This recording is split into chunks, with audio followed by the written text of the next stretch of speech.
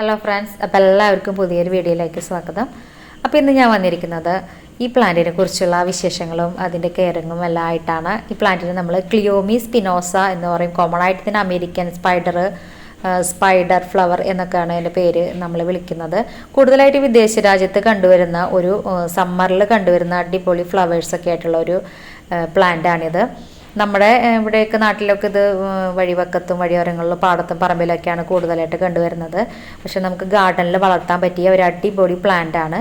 വിദേശത്തൊക്കെ ഇത് border plant ആയിട്ട് ഇങ്ങനെ നിരത്തി അടിപൊളിയായിട്ട് സെറ്റ് ചെയ്ത് വെച്ചിരിക്കുന്നത് കാണാം. ഇതുപോലെ ഒരു ക്യാൻഡിൽ പോലെ ഇങ്ങനെ കത്തിച്ച് ഒരു റൗണ്ടിൽ ഇങ്ങനെ കത്തിച്ച് വെച്ചിരിക്കുന്നത് പോലെയാണ് അതിൻ്റെ ഒരു സ്ട്രക്ചർ. പൂവ് ഉണ്ടായി വരുന്നത്. പൂവ് ഇങ്ങനെ വിരിയുമ്പോൾ ഡാർക്ക് പിങ്ക് കളറായിരിക്കും.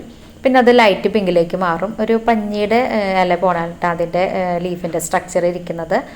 സന്ധ്യാസമയത്താണ് പൂവ് വിരിയുന്നത്. പിന്നെ വൈകിട്ട് വിരിഞ്ഞ് കഴിഞ്ഞാൽ രാവിലെ ആകുമ്പോഴേക്കും ആ പൂവിൻ്റെ ലീഫിൻ്റെ എല്ലാ അതിൻ്റെ ഇതളുകളുടെ നിറം വ്യത്യാസം വരും. ലൈറ്റ് കളറായിരിക്കും.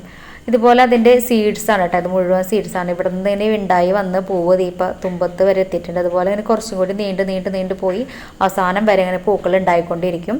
അപ്പോൾ അവിടെ നിന്ന് തുടങ്ങി ഇങ്ങനെ സീഡ്സ് പൂവ് ഉണ്ടായി കഴിയും തോറും സീഡ്സ് ഇങ്ങനെ ഉണ്ടായി വരും. കുറേ സീഡ്സ് ഉണ്ടാവും. അതിൽ കുറേയേറെ വിത്തുകളുണ്ടാവും. നമ്മുടെ കടുകുമണിയേക്കാളും ചെറിയ വിത്തുകളാണ്.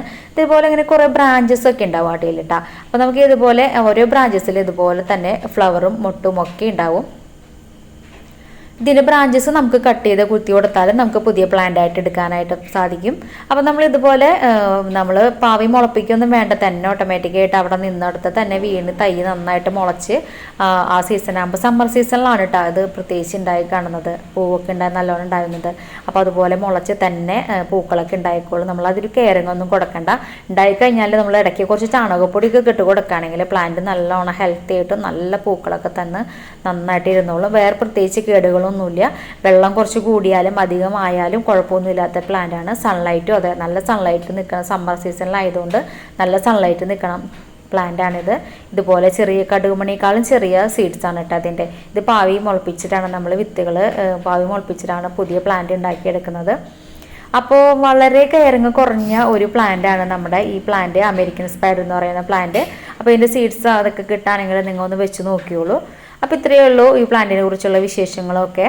അപ്പോൾ എൻ്റെ വീഡിയോ ആദ്യമായിട്ട് കാണുന്നവരാരെങ്കിലും ഉണ്ടെങ്കിൽ ഒന്ന് ലൈക്കും ഷെയറും സബ്സ്ക്രൈബൊക്കെ ചെയ്ത് ഒന്ന് സപ്പോർട്ട് ചെയ്യണം. താങ്ക്